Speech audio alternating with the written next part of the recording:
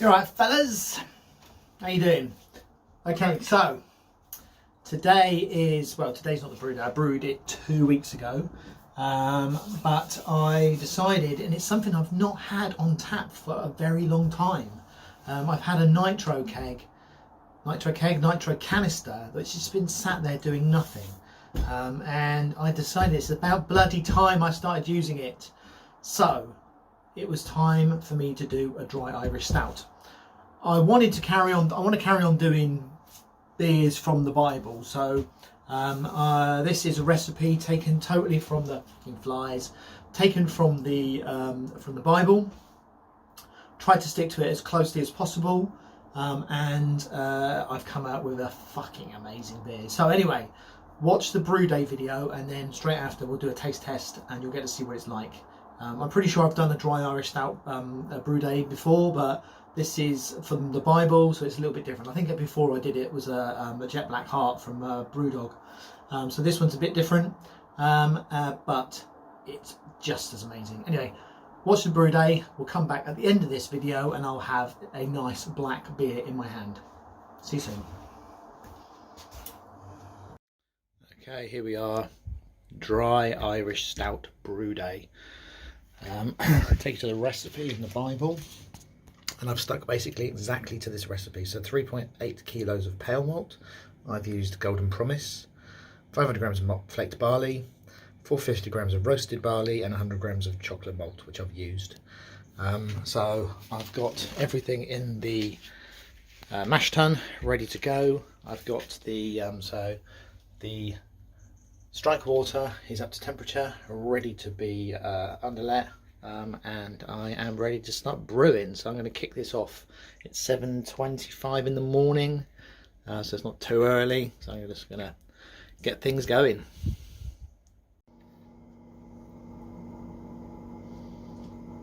Oh yeah, look at that. Oh, I should start giving this a stir. Okay, here we are, all stirred in. Just going to leave this to sit for half an hour whilst this strike water, so this is the sparge water. I'm going to wait for this to come up to temperature. I'm going to go for 16 litres of this. I'm going to wait for this to come up to temperature, and then I'm going to start doing a recirculation like I normally do. There. Alright, we're recirculating. Look at that beautiful dark liquor. Love it. Okay, so recirculating out the front of the mash tun. Obviously not turned on to full flow because I don't want to suck all the grain down to the bottom of the where the false bottom is. Into the pump, into the top of the recirc coil, which is, you know, is minor. It's just a few tubes going into hot water. Ow, that's hot. And then out through the top into the top of the mash tun. Nice and simple. I'm going to leave this to recirc for half an hour, and then we'll start getting ready to do runoff. I'm just prepping the boil kettle, make sure that it's got no leakages. So there's the boil kettle here. I'm just literally just running a load of water into it. Run it up to about 3/4 of the way. As you can see, there's no water leaking. Everything seems to be intact. I think we're all good. So I've decided to venture out, and obviously with the shortage of Star San at the moment, I've been using sodium bicarbonate for cleaning everything, which I've always been worried about. It says it's no rinse, but it seems so harsh. I'm always worried about there being some sort of off flavour, so I always end up rinsing it. So got them for this, which is slightly more expensive than Star San was. 24 quid for this bottle here, which is a litre off of Amazon. Seems to be the similar kind of setup. Says mix 10 millilitres to 5 litres of tap water. So I've put, what did I put in there? Whatever I've got here. So 25 millilitres I've put into this here. So I'm going to put, fill it up to the top with water, ready for sterilising tubes and all that kind of stuff. But let's see how it goes. I'll let you guys know if it's any good. Here we are. We're doing a runoff. We've got a sparge going on, going all the way through to pump number 1 into the boil kettle, which you can see a lovely stream of nice black liquid. Love it, really dark brown. Tubes everywhere. I've got a tube then coming out of the HLT into the second pump, going up into the, you can see there my one of my DVD clips has gotten a bit rusty, so I need to replace that one. And then that's going up into the recirculation coil, which flushes out the recirc coil, which is brilliant. And then into the sparge, the shower head, which I've got used as a sparge arm, which works beautifully. Anyway, I'm going to keep on doing this until I've got enough liquor in the boil kettle, and then we'll get ready to start boiling. Okay, we're running off. This is looking nice and dry. I'm just getting the last little bits to come out now. As you can see, this is getting nice and full. I've got my bag of hops here. So this is a 61 gram bag of, the recipe says East Kent Goldings. I haven't got that, but I've still got my mixture of my homegrown Fuggles and Northern Brewer hops. So I'm just chucking that in. I think that'll be fine. Again, 60 grams. The alpha acids levels are only about the same, so should be getting a similar amount of bitterness from it, so that's fine. You know, this isn't a bitter beer anyway. It's a nice Irish stout. So anyway, almost up to the level I want it to be. Then I'm going to stop the runoff and chuck the hops in as soon as we get hop break. The beginnings of the hop break. This will slowly get more and more vigorous as the next few minutes continues. And then I'll chuck in the hops and start the timer. Almost there. It's getting more and more vigorous. Still a little way to go because this element I've got in here is only 2.5 kilowatt, but it's done enough pack some power. Anyway, 61 grams of mix of Fuggles and Northern Brewer going in. I'm going to do what I usually do lately, and I'm going to kind of push this in and clamp it to the side so that it's easy to take out when I get to the end of the boil. Anyway, another 45 minutes and I need to add a protofloc. So pretty simple boil this one. Right, okay, so boil's over, chiller was in. I can't even remember if I filmed it. I've been doing so much other stuff, trying to juggle this and other house-based stuff. So we're down at like 28 degrees. It's not really moved much from there, considering it's going to be like 36 degrees today. I wouldn't imagine that the groundwater temperature is going to be much lower than that. So I think that's okay. Yeast should be fine at 28 degrees, and it will cool down a bit when it cool down once it's in the fermentation chamber anyway. It's just at 19, so it should go down. So I'm going to let this run off now into the fermentation vessel, and then we'll get ready to pitch the yeast. All right, time to let it run off.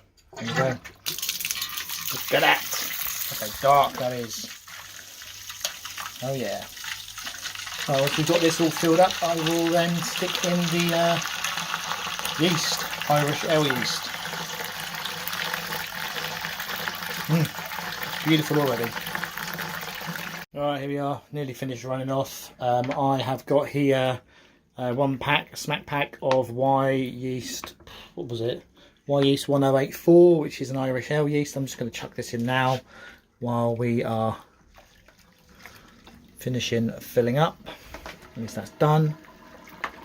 Cool, you can hear that glug glug glug. That's it. We are done. So I'm going to get ready to put the lid on, chuck it in the chamber. Cool, so here we are, tucked away in bed. Blow off tube, always use a blow off tube, don't like the bubblers. And down here we have a cherry lambic, which is souring at the moment. It's on week 2, we've got another 2 weeks before I can keg it. Really excited to see how that goes. Anyway, see you in 2 weeks. I keep doing this, I keep making the mistake of sticking it in the fermentation chamber without taking a gravity reading. Anyway, I was aiming for a gravity of 1.048, and as you can quite clearly see here, we've got a gravity of 1.054, so we are 4 points up on our numbers, which is going to give us about 5% beer, which is, you know, a bit more than I was wanting. I wanted something like a 4.5, 4.7 would have been You know, that's what the recipe dictates, but I've gone slightly over. That's okay. Still going to be a damn nice beer.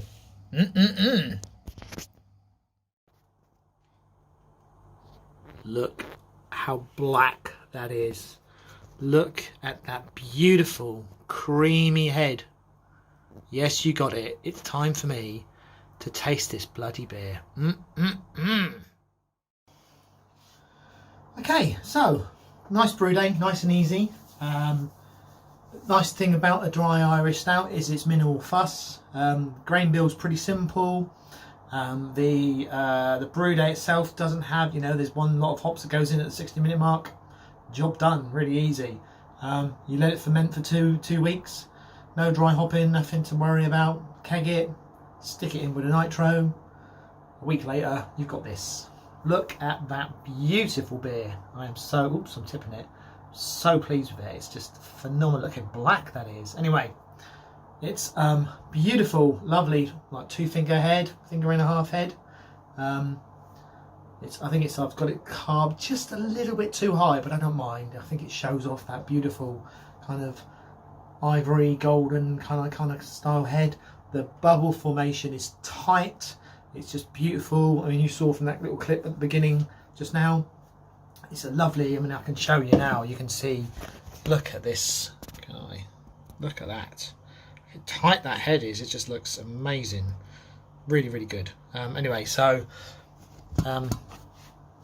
let's dive in and give this motherfucker a taste. So, wow, actually, on the nose, I was going to say, it's not a smell of nothing. It's not an IPA. Smell the coffee off that. Wow.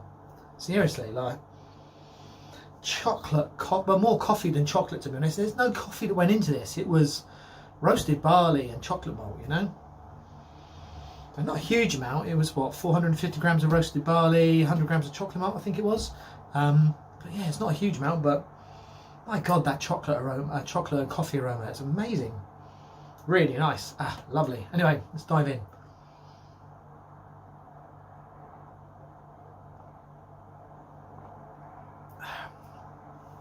Wow, seriously, this has to be, like, Irish Stouts have to be one of my all-time favourite beers. I think seriously, I really, really like it. I love an Irish Stout.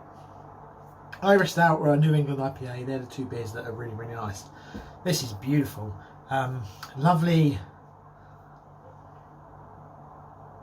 It's so soft and pillowy on the tongue. Really light and gentle. It's probably because of the nitro and the fact that the bubbles in this are really, really tiny. But there's no harshness to it at all. There's a lovely coffee, smooth coffee taste to it. But it's really at the back of the throat. You really taste it at the back of the throat. Oh, wow, that is a beautiful beer. Seriously. And at 5.6%, it's not too strong, so I can have a few of these in an evening and enjoy it. And it gives you that classic thing of when you've drunk a load of Irish Stouts, you've had like 4 or 5 in an evening, you go for a shit the next day, it's jet black, guaranteed. So you know you've had a good Irish Stout session. That is a damn good beer. Seriously, I would highly recommend that. And if you can, try and get it on nitro, because that is just so soft and pillowy on the tongue. It's like velvety. It's just lovely. Really simple recipe, really simple grain bill, like minimal fuss. Beautiful beer. Give it a go, guys, because that is a winner. Love it. Anyway, till next time, happy homebrew. See you next time. Bye bye.